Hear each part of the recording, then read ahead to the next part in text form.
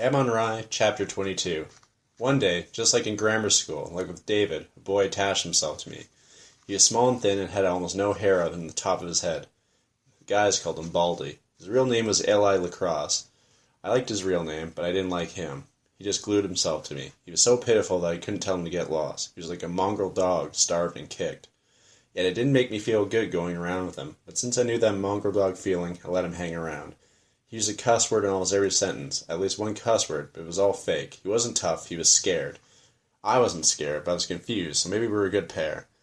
I walked him back to his place after school every day. He was living with his mother, his father, and his grandfather. They had a little house across from a small park. I liked the area. It had great shade trees, and since some people had told me that I was ugly, I always preferred shade to the sun, darkness to light.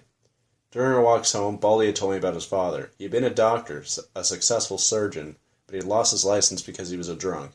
One day I met Baldy's father. He was sitting in a chair under a tree, just sitting there. "Dad," he said, "this is Henry." "Hello, Henry." He reminded me of when I had seen my grandfather first time, standing on the steps of his house. Only Baldy's father had black hair and a black beard, but his eyes were the same, brilliant and glowing, so strange. And there was Baldy, the son, and he didn't glow at all. "Come on," Baldy said, "follow me." We went down to a cellar under the house. It was dark and damp, and we stood a while until our eyes grew used to the gloom. Then I could see a number of barrels.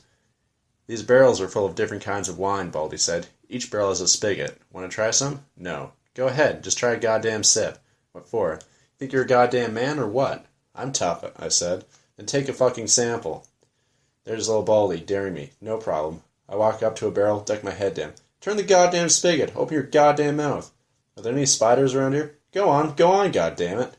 I put my mouth into the spigot and opened it. A smell of liquid trickled out into my mouth. I spit it out. "Don't be chicken. Swallow it. What the shit?" I opened the spigot and I opened my mouth. The smell of the liquid entered and I swallowed it. Turned up the spigot and stood there. I thought I was going to puke. "Now you drink some," I said to Baldy. "Sure," he said. "I ain't fucking afraid." He got down in a barrel and took a good swallow. A little punk like that wasn't going to outdo me. I got under another barrel, opened it and took a swallow. I stood up. I was beginning to feel good. "Hey, Baldy," I said. "I like this stuff." "Well, shit, try some more." I tried some more. It was tasting better. I was feeling better. "This stuff belongs to your father, Baldy. I shouldn't drink it all." "He doesn't care. He's stopped drinking." Never had I felt so good. It was better than masturbating. I went from barrel to barrel. It was magic. Why hadn't someone told me? With this, life was great. A man was perfect. Nothing could touch him. I stood up straight and looked at Baldy. "Where's your mother? I'm gonna fuck your mother." "I'll kill you, bastard. You stay away from my mother." "You know I can whip you, Baldy." "Yes." "All right, I'll leave your mother alone." "Let's go then, Henry. One more drink." I went to a barrel and took a long one. Then we went up the cellar stairway. When we were out, Baldy's father was still sitting in his chair.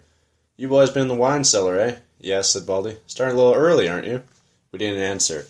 We walked over to the boulevard, and Baldy and I went into a store which sold chewing gum. We bought several packs of it and stuck it in our mouths.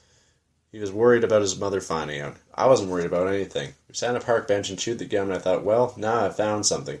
Found something that's going to help me for a long time to come. The park grass looked greener, the park benches looked better, and the flowers were trying harder. Maybe that stuff wasn't good for surgeons, but anybody who wanted to be a surgeon, there was something wrong with them in the first place.